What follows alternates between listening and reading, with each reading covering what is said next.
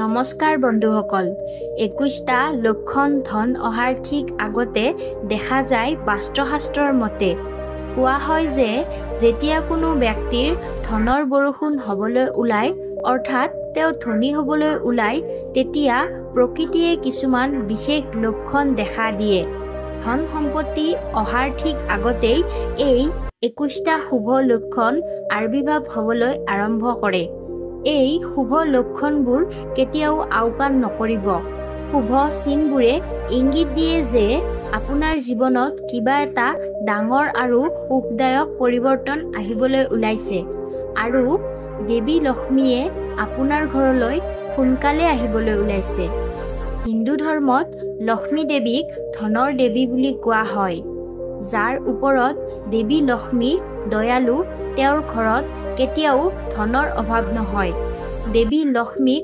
সন্তুষ্ট কৰিবলৈ মানুহেও ঘৰত বিভিন্ন ব্যৱস্থা কৰি থাকে যাৰ ঘৰত দেৱী লক্ষ্মীৰ আশীৰ্বাদ থাকে তাত কিছুমান শুভ লক্ষণ দেখা যায় বুলি বিশ্বাস কৰে গতিকে সেই শুভ লক্ষণবোৰ কি জানোৱা হওক কিন্তু তাৰ আগতে যদি আপুনি বিচাৰে যে দেৱী লক্ষ্মীৰ আশীৰ্বাদ আপোনাৰ ওপৰত থাকিব লাগে তেন্তে এই ভিডিঅ'টো শেষলৈ চাওক 1 নম্বৰ জ্যোতিষীৰ মতে যদি হাতত খজুৱতি হয় পুৰুষৰ সোঁ হাত আৰু মহিলাৰ বাওঁ হাত খজুৱতি হয় তেন্তে ইয়াক শুভ লক্ষণ বুলি গণ্য কৰা হয় তাৰ অৰ্থ হ'ল ধন সম্পৰ্কীয় সমস্যাবোৰ জীৱনৰ পৰা আঁতৰি যাব আৰু আৰ্থিক অৱস্থাও শক্তিশালী হ'বলৈ গৈ আছে 2 নম্বৰ শংখৰ শব্দ যদি ৰাতিপুৱা সাৰ পোৱাৰ লগে লগে শুনা যায় তেন্তে ইয়াক জীৱনৰ ভাল পৰিৱৰ্তনৰ লক্ষণ বুলি গণ্য কৰা হয় এই চিনটোৱে ইংগিত দিয়ে যে আপোনাৰ বেয়া সময়বোৰ ভাল সময়লৈ পৰিগণিত হ'ব আৰু আপুনি জীৱনত কিবা এটা ডাঙৰ কাম কৰিব পাৰিব 3 নম্বৰ যদি আপুনি আপোনাৰ ঘৰত হঠাতে কলা পিপৰাবোৰে শাৰী পাতি খোজকাঢ়ি থকা দেখিছে আৰু সিহঁতে খাদ্য সামগ্ৰীত আক্ৰমণ কৰিবলৈ আৰম্ভ কৰে তেন্তে বুজিব যে দেৱী লক্ষ্মী আপোনাৰ ঘৰত প্ৰৱেশ কৰিছে ইয়াৰ দ্বাৰা ঘৰত টকা অহাৰ লক্ষণ হ'ব পাৰে 4 নম্বৰ যদি কোনো গৰু ৰাতিপুৱা আপোনাৰ দুৱাৰমুখত আহি মাতিবলৈ আৰম্ভ কৰে তেন্তে ইয়াক ভগৱানৰ আশীৰ্বাদ বুলি গণ্য কৰা উচিত আৰু সেই গৰুটোক ৰুটি বা যিকোনো খোৱা বস্তু খুৱাই পঠাব লাগে তাৰ মানে লক্ষ্মী দেৱীয়ে নিজে আহি তোমাৰ দুৱাৰত টুকৰ মাৰিছে 5 নম্বৰ আপোনাৰ ঘৰত থকা তুলসী গছ যদি অতি ঘন আৰু সেউজীয়া হয় তেন্তে ইয়াক ঈশ্বৰৰ আশীৰ্বাদ বুলি গণ্য কৰা উচিত যদি ভৰপূৰ হয় তেন্তে বিশ্বাস কৰা উচিত যে এতিয়া সুখৰ লগতে ধন সম্পত্তি আৰু সমৃদ্ধিও সোনকালে আপোনাৰ ঘৰলৈ আহিব 6 নম্বৰ বিশেষজ্ঞসকলৰ মতে ঝাৰু আৰু লক্ষ্মী মাতাৰ মাজত গভীৰ সংযোগ আছে এনে পৰিস্থিতিত যদি আপুনি ৰাতিপুৱাই কাৰোবাক ঝাৰু লগোৱা দেখা পায় তেন্তে বুজিব যে আপুনি সোনকালে ধনী হ'বলৈ ওলাইছে ৰাতিপুৱা ঘৰৰ পৰা অফিচলৈ যাওঁতে যদি কোনোবাই প্ৰতিদিনে 5 দিন ঝাৰু লগোৱা দেখিছে তেন্তে বুজি লওক যে এতিয়া আপোনাৰ সকলো বিপদ শেষ হৈ যাব আৰু লক্ষ্মী দেৱীৰ আশীৰ্বাদ আপোনাৰ ওপৰত থাকিব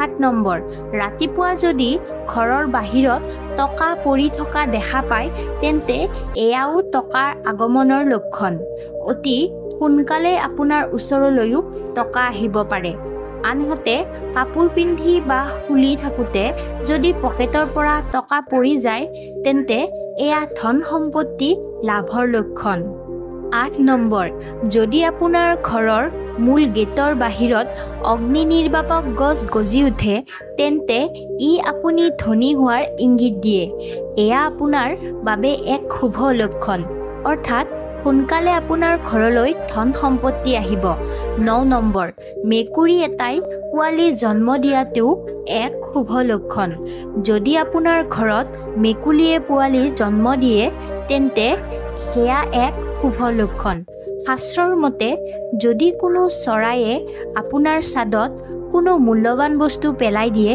তেন্তে সেয়াও ধনী হোৱাৰ লক্ষণ। 10 নম্বৰ, যদি হঠাতে ঘৰৰ এটা ঠাইত 3টা জেঠী দেখা যায় তেন্তে ইয়াক অতি শুভ বুলি গণ্য কৰা হয়। এয়া মহালক্ষীৰ আগমনৰ লক্ষণ। লগতে কোৱা হয় যে যদি টিকটিকিয়ে ইজনে সিজনক খেদি ফুৰা দেখা যায় তেন্তে সেয়া ঘৰখনৰ অগ্ৰগতিৰ চিন। দীপাৱলীৰ দিনা তুলসী গছত টিকটিকি দেখাটো অত্যন্ত শুভ বুলি গণ্য কৰা হয়। এয়া অপৰিসীম ধন সম্পত্তি পোৱাৰ লক্ষণ। 11 নম্বৰ, ৰাতিপুৱাই হঠাতে কুঁহিয়াৰ লৈ যোৱা দেখাটো অতি শুভ বুলি গণ্য কৰা হয়। আপোনাৰ দিন সলনি হ'বলৈ ওলাইছে তাৰ স্পষ্ট লক্ষণ।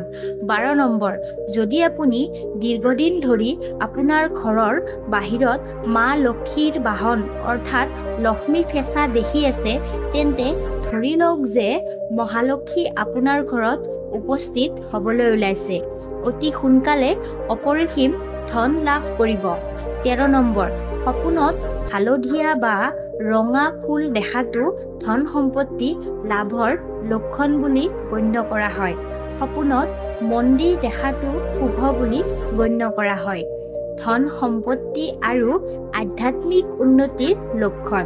সপোনত ৰঙা শাৰী পিন্ধা নাৰীক দেখাটো দেৱী লক্ষ্মীৰ চিন বুলি গণ্য কৰা হয়। সপোনত উচ্চতালৈ উঠি যোৱাটো প্ৰগতি আৰু সফলতাৰ লক্ষণ বুলি গণ্য কৰা হয়। 14 নম্বৰ, যদি আপুনি কিবা কামৰ বাবে ওলাই গৈছে আৰু বাটত আপুনি এটা কুকুৰে মুখত কিছু নিৰামিষ খাদ্য বা ৰুটি আনি থকা দেখিছে তাৰ পিছত ই ইংগিত দিয়ে যে আপুনি ক'ৰবাৰ পৰা ধন পাবলৈ গৈ আছে। 15 নম্বৰ, যেতিয়া মাতৃ লক্ষ্মীৰ আশীৰ্বাদ আপোনাৰ ওচৰত থাকে তেতিয়া আপুনি ব্ৰহ্ম মুহূৰ্তত সাৰ পাবলৈ আৰম্ভ কৰে। আপোনাৰ দৈনন্দিন কাম কাজ উন্নত হ'বলৈ আৰম্ভ কৰে আৰু লাহে লাহে সকলো উন্নতি হ'বলৈ আৰম্ভ কৰে। শাস্ত্ৰতো কোৱা হৈছে যে যদি আপুনি ৰাতিপুৱা 3 বজাৰ পৰা 5 বজাৰ ভিতৰত সাৰ পায় তেন্তে দুখৰ দিনবোৰ আপোনাৰ জীৱনৰ পৰা আঁতৰি যাবলৈ আৰম্ভ কৰে আৰু আপোনাৰ পৰিয়ালৰ ওপৰতো মহালক্ষীৰ আশীৰ্বাদ গঠন হ'বলৈ আৰম্ভ কৰে। 16 নম্বৰ, যদি আপুনি সপোনত কপৌ দেখা পায় তেন্তে আপুনি ইয়াক এটা ভাল লক্ষণ বুলি গণ্য কৰা উচিত। আপোনাৰ সপোনত কপৌ দেখাৰ অৰ্থ হ'ল আপোনাৰ আৰ্থিক সমস্যা অতি সোনকালে শেষ হ'ব আৰু মা লক্ষ্মীয়ে আপোনাক আশীৰ্বাদ দিব। আপুনি ক'ৰবাৰ পৰা অতি সোনকালে ধন লাভ কৰিব।